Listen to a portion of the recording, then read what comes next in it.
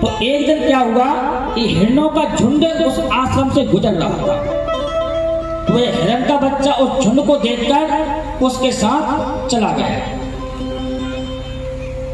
तो भरत जी महाराज को बहुत बुरा लगा, उनको बहुत दुख हुआ, क्योंकि वह उससे अति प्रेम करने लगे थे। वो इतना प्रेम करने लगे, उसके वियोग में वह अस्वस्थ हो गए, बीमार पड़ गए चिंता करके।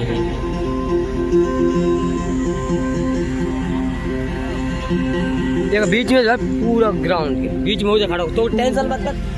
तो उसके वियोग में उसके बारे में सोचते सोचते आए थे भजन करने, लेकिन मन में हिरण का हुआ बच्चा मन में बस गया था।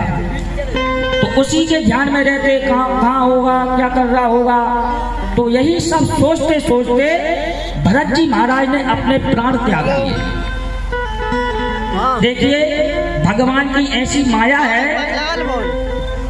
कि मृत्यु के समय जिस पदार्थ का, वस्तु का, व्यक्ति का हम स्मरण करते हैं तो उसी रूप में हमको जन्मना पड़ता है, तो पुनः उसी देह में आना पड़ता है जो ध्यान मृत्यु के समय उस जीव को होता है।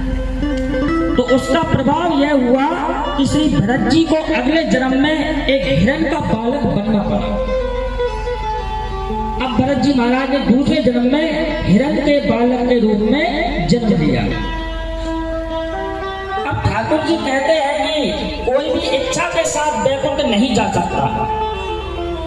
वैकुंठ वही जाता है जो जिसकी इच्छा पूर्ण हो गई हो, जिसके मन में कोई इच्छा ना रह गई हो शेष, वह वैकुंठ को जाता है।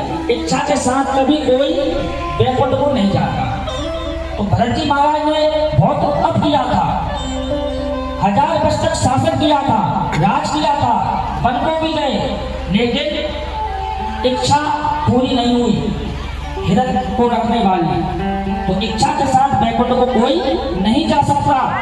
अब इसका परिणाम यह हुआ कि भरत जी महाराज ने अगले जन्म में हिरण बनना पड़ा, लेकिन उनके तप के कारण उनको अपना पहले का जन्म जो था वो स्मरण में था, याद था, क्योंकि बहुत तपस्वी थे।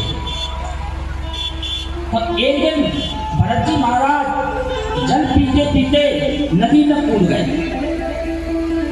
उस समय एक ब्राह्मण यज्ञ कर रहे थे। तो उस ब्राह्मण को देखते देखते भरत जी महाराज ने अपने प्राण गवा दिए। ब्राह्मण को देखते देखते हिरण के रूप में जो भरत जी महाराज थे उन्होंने अपने प्राण गवा दिए। तो अगले जन्म में एक ब्राह्मण के पुत्र बने।